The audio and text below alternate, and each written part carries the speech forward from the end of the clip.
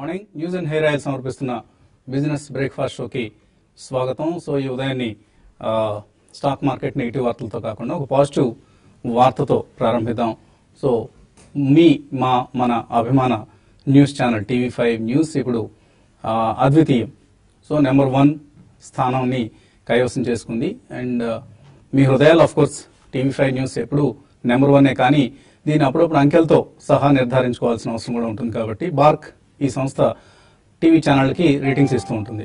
So BARC రేటింగ్స్లో గత వారం రేటింగ్స్లో TV5 నార్మల్గా టీవీ5 చాలా సెగ్మెంట్స్లో ఎప్పుడు ప్రతి వారం ముందుంటుంది, నెంబర్ 1 గానే ఉంటుంది. బట్ ఈసారి అన్ని సెగ్మెంట్స్ ఆల్ సెగ్మెంట్స్లో నెంబర్ 1 గా నిలిచింది. అంటే 1 మిలియన్ ప్లస్ ఊళ్ళలో కావచ్చు, ఆర్ రూరల్ ఏరియాస్లో కావచ్చు, తెలంగాణ, ఆంధ్ర, ఇలా రకరకాల క్రైటీరియా ఉంటాయి, రకరకాల సెగ్మెంట్స్ ఉంటాయి. ఇలా అన్ని సెగ్మెంట్స్లో టీవీ5 నెంబర్ 1 గా నిలిచింది. సో నెంబర్ 1 గా ఉండడంలో చాలా ఎక్కువ బాధ్యత ఉంది. ఆ బాధ్యత మీరిచ్చిందే. సో అందరికీ ఒకసారి టీవీ5 టీం తరఫున నమస్కారాలు. సో ఆ బాధ్యత మీరు మాపై ఏదైతే బాధ్యతను ఉంచారో ఆ బాధ్యతను నిలబెట్టుకునేందుకు, మీ నమ్మకాన్ని, విశ్వాసాన్ని నిలబెట్టుకునేందుకు టీవీ5 టీం అహర్నిశలు కృషి చేస్తూ ఉంటుంది. So thank you all for getting us to the number 1 rank. So it's an achievement. And ప్రజాభిమానాన్ని చూరగొనటమే న్యూస్ ఛానల్స్ చేయాల్సింది. సో ఆ అభిమానాన్ని మాకు పుష్కలంగా ఇబ్బడి ముబ్బడిగా ఇచ్చినందుకు ప్రేక్షక లోకానికి ధన్యవాదాలు తెలియజేస్తున్నాం. Will try to keep up your confidence posed in us. ఇక మనం మార్కెట్స్ విషయానికి వస్తే, మార్కెట్స్లో కొద్దిగా నెగిటివ్ ట్రెండ్స్ నిన్న మనం చూసాం. బట్ ఈ ఉదయం మాత్రం మిక్స్డ్గా కనిపిస్తున్న ఏషియన్ మార్కెట్స్లో ట్రెండ్స్ చూస్తే కోస్పీ, స్ట్రైట్స్ టైమ్స్ లాంటివి కొద్దిగా పాజిటివ్గా ట్రేడ్ అవుతూ ఉంటే, తైవానీస్ ఇండెక్స్ లాంటివి నెగిటివ్గా ఉన్నాయి.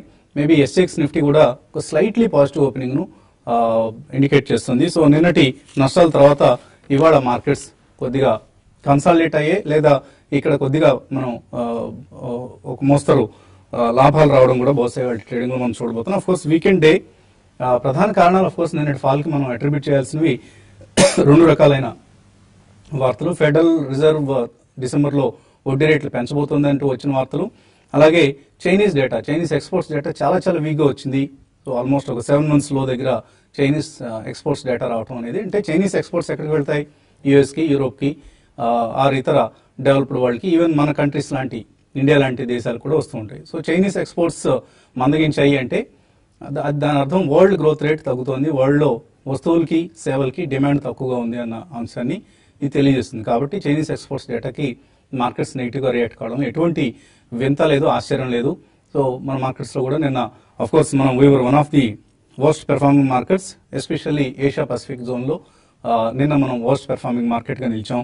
సో సెల్ అండ్ ర్యాలీస్ అన్న పద్ధతిని నిన్న ఇన్వెస్టర్స్ ప్రాఫిట్ బుకింగ్ కావచ్చు, ఎఫ్ఐఎస్ సెల్లింగ్, ఎఫ్ఐఎస్ కూడా నిన్న ఆల్మోస్ట్ ఒక 911 కోట్ల రూపాయల స్టాక్స్ వాళ్ళు మార్కెట్స్లో అమ్మడం చూసాం. Highest after September 30th. So మనం ఏదైతే బ్రెగ్జిట్ టైంలో చూసాము, ఆ తర్వాత సర్జికల్ స్ట్రైక్స్ టైంలో చూసాము, అటువంటి వీక్నెస్ నేను మనకు మార్కెట్స్లో కనిపించింది. Of course domestic institutional investors came to the rescue of the markets. 679 crores worth stocks వాళ్ళు కొనడం కూడా చూసాం. ఏ స్టాక్స్లో ఎక్కువ డెలివరీ బేస్డ్ సెల్లింగ్ ఉంది అంటే టీసీఎస్, హెచ్డిఎఫ్సి, యాక్సిస్ బ్యాంక్, అలాగే రిలయన్స్ ఇండస్ట్రీస్, ఇటువంటి కౌంటర్స్లో మనం సెల్లింగ్ ఎక్కువగా ఉండడం చూసాం. ఆఫ్ కోర్స్ ఇవన్నీ కూడా ఎఫ్ఐఎస్ వాళ్ళ ఆ కంపెనీల ఈక్విటీలో హైయెస్ట్ స్టేక్స్ ఎఫ్ఐఎస్కే ఉంటాయి. ఫర్ ఇన్స్టాన్స్ టీసీఎస్ ఈక్విటీలో ఎఫ్ఐఎస్ స్టేక్ ఈ 63%, హెచ్డిఎఫ్సి 77%, అలాగే యాక్సిస్లో ఒక 66%. ఇలా మనకు ఇవన్నీ కూడా FIIs heavily owned companies. So ఈ కంపెనీ స్టాక్స్ని ఎప్పటికప్పుడు సెల్లింగ్ అవసరం వచ్చినప్పుడల్లా అమ్మడం అనేది కూడా పెద్దగా విచిత్రమైన విషయం ఏం కాదు. బట్ ఎక్స్చేంజ్ ట్రేడెడ్ ఫండ్స్ ఏవైతే ఉంటాయో వాటి నుంచి కనుక సెల్లింగ్ మరింత ఉధృతం అయితే మాత్రం మార్కెట్స్కి ఇది ప్రమాదకరం. బట్ అటువంటి పరిస్థితి ఇప్పుడు మనకు కనపట్లేదు. ఇన్ఫ్యాక్ట్ ఇప్పుడు వస్తున్న కరెక్షన్ ఏదైతే ఉందో, కొంతమంది మొన్న హడావుడిగా మ్యూచువల్ ఫండ్స్ మేనేజర్స్ అందరూ స్టేట్మెంట్స్ ఇవ్వడం చూసాం. 10% కరెక్షన్ మార్కెట్స్కి ఇక్కడ రాబోతోంది, 10% కరెక్షన్ అవసరం, ఇలాంటి స్టేట్మెంట్స్ అని. అవన్నీ పిచ్చి స్టేట్మెంట్స్, ఏవి మనం ప్యానిక్ కావాల్సిన అవసరం లేదు. నిన్న కూడా మిత్రుడు బాలాజీ గారు ఫోన్ చేశారు. He's a very well experienced person in the markets, నాకంటే కూడా పితామహుడైన విజ్ఞాన ఖని అని చెప్పుకోవచ్చు. ఆయనే ఫోన్ చేసి ఏం జరుగుతుంది వసంత్, ఏంటి ఇంత ప్యానిక్ ఏమైనా అవసరమా అది అంటూ ఆయన కాల్ చేయడం. అంటే మార్కెట్స్లో ఉన్న వాళ్ళలో నిన్న ఒక ఆదుర్దా కనిపించింది. ఏమవుతుంది మార్కెట్స్కి, ఏమైనా ప్రమాద సూచికలు ఉన్నాయా అంటూ. ఏమీ భయపడాల్సిన అవసరం లేదు. సో ఇవన్నీ చిన్న చిన్న ఫాల్స్ వస్తూనే ఉంటాయి. అఫ్ కోర్స్ నిన్న వచ్చింది ఒక సింక్రనైజ్డ్ గ్లోబల్ గా అందరూ అనుకుని కొడబలుకొని అమ్మినట్లుగా కనిపించిన ఒక ఫాల్. సో దాన్ని చూసి మనం కంగారు పడాల్సిన అవసరం లేదు. ఇటువంటివే మనకు చివరి అవకాశాలు. సో నెక్స్ట్ ఇయర్ నుంచి కార్పొరేట్ ఎర్నింగ్స్ డెఫినెట్ గా పికప్ అవుతాయి మనకు. సో కార్పొరేట్ ఎర్నింగ్స్ పికప్ అయ్యాయంటే మార్కెట్స్ లో ఒక జోరు చూస్తాం. సో నెక్స్ట్ ఇయర్ డెఫినెట్లీ ఒకవేళ ఈ సంవత్సరం డిసెంబర్లో కాకపోయినా నెక్స్ట్ ఇయర్ లో all time highs markets touch చేయడం అనేది ఖాయం. సో ఇటువంటి ఆపర్చునిటీస్ వచ్చినప్పుడు చక్కటి ఎర్నింగ్స్ కి ఏవైతే మంచి పొటెన్షియల్ ఉన్నాయనుకునే స్టాక్స్ ఉంటాయో అటువంటి స్టాక్స్ లో ఇన్వెస్ట్ చేయడం అనేది especially mid cap stocks. And మనం చూస్తే లాస్ట్ ఫ్యూ ఇయర్స్ లో లిస్టెడ్ ఎంఎన్సీ స్టాక్స్ లో చాలా స్టాక్స్ 1 in every 2 స్టాక్స్ ఒక మల్టీ బ్యాగర్ అయింది. ఫర్ ఇన్స్టెన్స్ మనకు హిటాచి 907% రిటర్న్ ఇచ్చింది మనకు లాస్ట్ ఫ్యూ ఇయర్స్ లో. అలాగే ఐటీడీ సిమెంటేషన్ ఇది కూడా 9 బ్యాగర్ మల్టీ బ్యాగర్స్ మనం మన ఇన్వెస్టర్స్ అడుగుతుంటారు ఎప్పటికప్పుడు మల్టీ బ్యాగర్స్ రికమెండ్ చేయండి అంటూ. సో ఇవన్నీ కూడా multi baggers recommendations, multi bagger returns ఇచ్చినవే. 2011 నుంచి అంటే లాస్ట్ 5 years లోనే 9 times పెరిగింది హిటాచి. ఐటీడీ సిమెంటేషన్ 9 times పెరిగింది. ఏజిస్ లాజిస్టిక్స్ 7 times పెరిగింది. అలాగే బ్రిటానియా ఇండస్ట్రీస్ 6.5 times పెరిగింది. మన కార్యక్రమంలో పదే బాలాగారు రికమెండేషన్ స్టాక్ ఇది. అండ్ టేక్ సొల్యూషన్స్ 5 times పెరిగింది. క్యాపిటల్ ఫస్ట్ 4.65 times పెరిగింది లాస్ట్ 5 years లో. అలాగే మారుతి సుజుకి మనందరికీ తెలిసిన మన ప్రియమైన మారుతి, ఆ స్టాక్ 4.2 times రిటర్న్స్ ఇచ్చింది లాస్ట్ 5 years లో. అలాగే నిర్లాన్ కావచ్చు, వర్ల్పూల్ కావచ్చు, వ్యాప్కో కావచ్చు, కెన్జాయ్ Nerolac, Thomas Cook, Heidelberg cement, P&G hygiene and Honeywell automation, ఇటువంటి కంపెనీస్ అన్ని కూడా నేను ఎక్కడికో వెళ్ళి కంపెనీని చాలా థరో రీసెర్చ్ చేసి జల్లెడబెట్టి వెతకాల్సిన అవసరం లేదు. జస్ట్ ఎంఎన్సీ స్టాక్స్ లో మన కాన్ఫిడెన్స్ ఉంచితే చాలు ఎటువంటి రిటర్న్స్ వస్తాయో చెప్పిన లిస్ట్ ఇది. సో ఇటువంటి స్టాక్స్ లో ఇన్వెస్ట్ చేయడం అనేది ప్రతి ఫాల్ లో కూడా ఇన్వెస్టర్స్ గా మన కర్తవ్యం. That's one of the ways to create wealth for our families. Calls ఇక మన అనలిస్ట్ లైన్ సిద్ధంగా ఉన్నారు మార్కెట్స్ గురించి మాట్లాడేందుకు. సో నిన్న ఒక భారీ కరెక్షన్ చూసాము. అంటే ఆల్మోస్ట్ ఒక 450 points ఫాల్ ఇన్ సెన్సెక్స్, అలాగే నిఫ్టీ 135 points. సో ఈ ఫాల్ ఒక జర్క్ లాగా అనుకోవచ్చా, లేదా ఇది కంటిన్యూ అవుతుంది, ఇది ఓన్లీ బిగినింగ్ అని అనుకుంటారా, లేకపోతే ఇది ఇక్కడతో స్టాప్ అవుతుంది, మార్కెట్స్ ఇక్కడ నుంచి మళ్ళీ ముందుకు వెళ్తాయి అనుకోవచ్చు? నిన్న ఎక్కువ మంది కంగారు పెట్టడానికి కారణం ఏంటంటే అన్ఎక్స్పెక్టెడ్ గా వచ్చిందండి. అంటే యాక్చువల్గా ఏంటంటే ఇదివరకు బ్రెక్సిట్ అయినా లేదంటే స్ట్రైక్స్ లో అయినా మనకి ఒక రీజన్ ఉంది పడిందంటే అదో రకంగా జనాలకి ఏంటంటే రీజన్ ఉన్నప్పుడు రీజన్ అట్రిబ్యూట్ చేసుకుని వాళ్ళకి ఒక కంఫర్ట్ ఉంటుంది. నిన్న ప్రాబ్లం ఏంటంటే రీజన్ ఏం లేకుండా వచ్చినప్పుడు కొద్దిగా కంగారు పడ్డారు. కాదంటే 2 days హాలిడేస్ వచ్చినప్పుడు ఏంటంటే ఆ 2 days లో కూడా గ్లోబల్ మార్కెట్స్ పడున్నాయి. ఒక రకంగా ఏంటంటే మన మార్కెట్ అది ఒక క్యాచింగ్ అప్ అనుకోవచ్చు. అంటే మనం వాళ్ళని ఒక అలైన్ చేసుకునే ప్రయత్నం చేసాము. అంతకంటే పెద్ద కంగారు పడాల్సినంత ఈవెంట్ ఏం కాదేమో అని మా ఉద్దేశం అండి. ఉండొచ్చు ఒక 100-250 points అక్కడ ఇక్కడ కరెక్షన్స్ ఉంటాయి. కాకపోతే పెద్ద ఇది మన మార్కెట్ డైరెక్షన్ మార్చేసేంత ఈవెంట్ కాకపోవచ్చు. ఇంకోటి ఇక్కడ నుంచి ఏంటంటే స్టాక్ స్పెసిఫిక్ రిజల్ట్స్ సీజన్ అండి. అంటే ఇప్పుడు టీసీఎస్ అయినా ఇన్ఫోసిస్ అయినా ఇవి హెవీ వెయిట్స్ కాబట్టి ఏంటంటే కొద్దిగా మార్కెట్ ఇంపాక్ట్ ఉంటుంది. సో టీసెక్స్ కూడా అంటే అంత రిజల్ట్స్ ఎక్సైటింగ్ ఇవ్వకపోయేటప్పటికంటే కొద్దిగా ప్రెషర్ మనం చూడొచ్చు ఇవాళ. అంటే మార్జిన్స్ వైజ్ కొంత బాగానే ఉంది. అంటే టాప్ లైన్ రెవెన్యూ వాళ్ళు మిస్ అయ్యారు కానీ మార్కెట్ అంచనా అందుకోలేకపోయారు. ప్లస్ జనరల్ గైడెన్స్ ఏదైతే ఉందో అంటే వాళ్ళ నెక్స్ట్ కమెంటరీ ఏదైతే ఉందో ఆ కమెంటరీ కూడా ఏంటంటే కొద్దిగా డీల్స్ అంటే especially banking and finance services లో డీల్స్ కొద్దిగా రావట్లేదు, వచ్చినాయి కూడా వెనక్కి వెళ్ళిపోతున్నాయి అనేది కొద్దిగా అది ఇబ్బందికరమైన విషయం. రెండోది అంటే ఇప్పుడు ఎలక్షన్స్ ఏదైతే ఉన్నాయో అప్పటి వరకు ఏంటంటే యుఎస్ బ్యాంక్స్ నుంచి పెద్ద ఆర్డర్స్ కూడా ఎక్స్పెక్ట్ చేయలేము మనం. ఎందుకంటే ఎవరు వస్తారు, వచ్చిన తర్వాత వాళ్ళ పాలసీస్ ఎలా ఉంటాయి అంటే అట్లీస్ట్ అప్ టు నవంబర్-డిసెంబర్, ఎందుకంటే నవంబర్ మిడ్ లో మనకి ఎలక్షన్స్ ఉన్నాయి. సో ఆ టైం వరకు మనకు కొద్దిగా ఈ అన్సర్టనిటీ కంటిన్యూ అవ్వచ్చు. సో ఇక్కడ ఏంటంటే మనం Q1 అంటే నెక్స్ట్ జనవరి నుంచి అంటే జనవరి క్వార్టర్ దగ్గర నుంచి మళ్ళీ ఆర్డర్ పికప్ మనం ఎక్స్పెక్ట్ చేయొచ్చు అనమాట. సో అంటే ఇప్పుడు కనుక ఎవరన్నా మనం ఒక 2-3 months కొద్దిగా కేర్ఫుల్ గా డిప్స్ లో అక్యుములేట్ చేసుకోగలిగితే మనం ఎలక్షన్స్ అయిన తర్వాత మళ్ళీ ఏదైతే బౌన్స్ బ్యాక్ వస్తుందో అక్కడ నుంచి మనం అడ్వాంటేజ్ తీసుకోవచ్చు. ఇంకోటి ఏంటంటే ఫెడ్ ఇంట్రెస్ట్ రేట్ ఒకవేళ ఇంట్రెస్ట్ రేట్ ఇంక్రీజ్ చేసినా ఇండైరెక్ట్ గా చూస్తే అది కూడా పాజిటివ్ అనుకోవచ్చు. ఎందుకంటే వాళ్ళకి అంటే ఎకానమీ మీద కాన్ఫిడెన్స్ ఉంది అన్న సంకేతం కూడా ఉంటుంది కదా. ఎందుకంటే కాన్ఫిడెన్స్ నేను వాళ్ళు ఎప్పుడు ఇంట్రెస్ట్ రేట్ రైజ్ చేసిన సందర్భాలు ఎప్పుడు లేవు. ఫెడ్ ఇంట్రెస్ట్ రేట్ ఇంక్రీజ్ చేస్తే షార్ట్ టర్మ్ లో ఒక 1 or 2 days ప్రెషర్ ఉండొచ్చు. కాకపోతే అంటే దట్ షోస్ అంటే వాళ్ళ కాన్ఫిడెన్స్ ఉంది అంటే గ్లోబల్ ఎకానమీ మీద అన్న ఒక సంకేతం వస్తుంది. కాబట్టి ఇండైరెక్ట్ గా చూస్తే అది ఈవెన్చువల్ గా పాజిటివ్ అవ్వాలండి. పెద్ద ఇప్పుడు హిస్టారిక్ గా చూసిన ఫెడ్ ఇంట్రెస్ట్ రేట్ ఇంక్రీజ్ చేసినప్పుడు 1 or 2 days ఈవెంట్ తప్పించి తర్వాత మార్కెట్ పికప్ అయిన సందర్భాలు ఎక్కువ కనబడతాయండి. ఓకే, సో మనం నిఫ్టీకి సంబంధించి ఇక్కడ కొద్దిగా సపోర్ట్ వచ్చే అవకాశం ఉంది. ఎందుకంటే 8510 దానికంటే కిందకి వెళ్తే అదొక డేంజర్ జోన్ అయిపోయే ప్రమాదం ఉంది నిఫ్టీకి సంబంధించి. అండ్ మేబీ 200 మూవింగ్ యావరేజ్ 80-30 లాంటి లెవెల్స్ టచ్ చేసే అవకాశాలు మనకు కనిపిస్తున్నాయి. అంత పెసిమిస్టిక్ వ్యూ పనికిరాదు. మేబీ 8620 8630 మళ్ళీ అక్కడ నుంచి అక్కడ దాకా వెళ్ళి అక్కడ నుంచి కిందకు వస్తాం అనుకోవచ్చు. ప్రాబ్లీ ఐ థింక్ మనకి ఎప్పుడైతే సర్జికల్ స్ట్రైక్స్ అనేవో ప్రాబ్లీ దాని లో బ్రేక్అవుట్ అనేది ఇంకా రాలేదండి. నేను ఎక్స్టెండింగ్ బాటమ్ అయినా కూడా ప్రాబ్లీ దాని అబోవ్ క్లోజ్ అవటం చూసాం, విచ్ ఇస్ 8558. సో 8558 కింద క్లోజ్ కానంత కాలం ప్రాబ్లీ ఎక్కువ వరి అవ్వాల్సిన పని లేదు. ఎందుకంటే ఆ టోటల్ బార్ ఏదైతే ఉందో 8800 నుంచి 8550, సో ఆ బార్ మొత్తం ఒక ఈవెంట్ బార్ కాబట్టి ప్రాబ్లీ అందులోనే ఎక్కువ ట్రేడింగ్ అవటం చూస్తున్నాం. ఓన్లీ థింగ్ ఏంటంటే 8518 దాని కింద అట్లీస్ట్ 1 or 2 days క్లోజ్ అయింది అంటే ప్రాబ్లీ నెక్స్ట్ మీనింగ్ఫుల్ సపోర్ట్ అనేది మనకి 8407 and 8353. ఏదైతే మనకి జూలైలో 8th రోజు గ్యాప్ క్రియేట్ అయిందో ప్రాబ్లీ ఆ గ్యాప్ ఫిల్ చేసే ప్రయత్నం చేస్తుంది. అదేవిధంగా మనకి 100-day మూవింగ్ యావరేజ్ 8485 దగ్గర ఉంది. సో ఐ డోంట్ థింక్ 8030 అయితే వస్తుందని అనుకోనండి. ఎందుకంటే మనకి టోటల్ ర్యాలీ ఏదైతే 6825 నుంచి 8960 వెళ్ళటం చూసాం, ప్రాబ్లీ దాని 33% రిట్రేస్మెంట్ కామన్ బుల్ మార్కెట్స్ లో. ప్రాబ్లీ వర్స్ట్ కేసులో 33% రిట్రేస్ అయినా కూడా మేబీ 8250 or 83 దాకా వచ్చే ఛాన్స్ ఉంది. సో అంతకుమించి ఎక్కువ పడే అవకాశం అయితే కనిపించలేదు. ఓన్లీ థింగ్ ఏంటంటే short term traders I think కొద్దిగా కేర్ఫుల్ గా ఇక్కడ లాంగ్ పొజిషన్స్ క్రియేట్ చేసుకోవాలి, maybe with a stop loss below 8518. అదేవిధంగా బ్యాంక్ నిఫ్టీ ప్రాబ్లీ మనకి ఆ బార్ ఏదైతే ఉందో సర్జికల్ స్ట్రైక్స్ రోజు క్రియేట్ అయిన బార్ 19,793 and 19,059. సో దాని కింద క్లోజ్ అవటం చూసాం ఆల్మోస్ట్ మనం. సో దీని ఇండికేషన్ ఏంటంటే ప్రాబ్లీ బ్యాంక్స్ కొద్దిగా అండర్ పర్ఫార్మ్ చేసే ఛాన్స్ ఎక్కువ ఉంది. సో ఈ స్టేజ్ లో మనం ఎన్ని రోజులు పిఎస్యూస్ కూడా అక్యూమిలేట్ చేయమని చెప్పాం, ప్రాబ్లీ కొంచెం అవాయిడ్ చేయొచ్చు ఈ స్టేజ్ లో. ఉన్న పొజిషన్స్ ఉంచి ఐ థింక్ కొద్దిగా స్టీపర్ కట్స్ కోసం పిఎస్యూస్ వెయిట్ చేయాలి and banking space short term కోసం కొద్దిగా అవాయిడ్ చేయమని చెప్తాను. సో నిన్న కూడా జేఎండ్కే బ్యాంక్ లాంటివి ఆల్మోస్ట్ 14% నష్టపోవడం చూసాం. సో జేఎండ్కే బ్యాంక్ కి అక్కడ జరుగుతున్న మళ్ళీ టెర్రరిస్ట్ వాతావరణం ఏదైతే ఉందో జమ్మూ అండ్ కాశ్మీర్ లో, దానివల్ల అసెట్ పోర్ట్ఫోలియోలో చాలా కొద్దిగా నెగిటివ్ ఇంపాక్ట్ ఉండొచ్చు అంటూ వాళ్ళ చైర్మన్ కాన్ఫరెన్స్ కాల్లో చెప్పడం జరిగింది.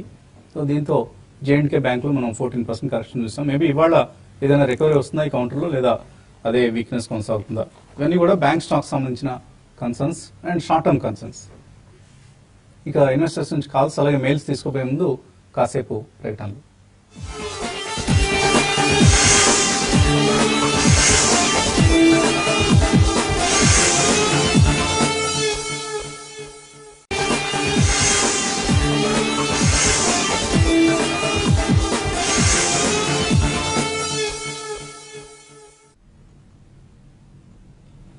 న్యూస్ అండ్ హెయిర్ ఆయిల్ సమర్పిస్తున్న బిజినెస్ బ్రేక్ఫాస్ట్ షోకి తిరిగి స్వాగతం.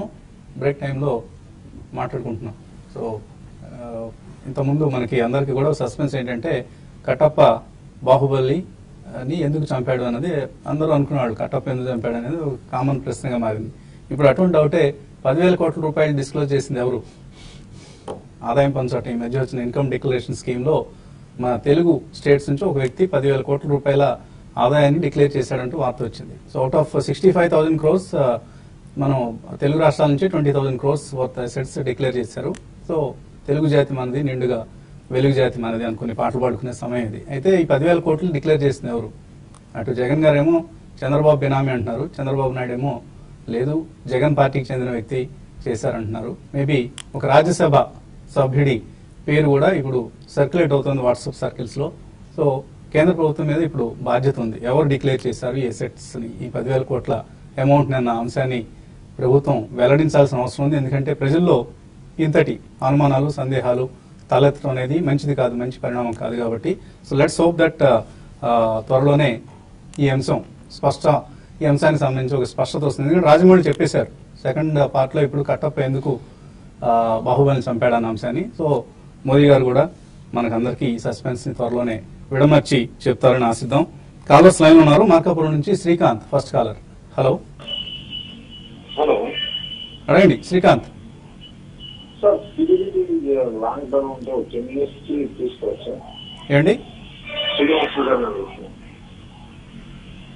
నో, మీది వాయిస్ స్పష్టంగా లేదు, కొంచెం స్పష్టంగా మాట్లాడండి.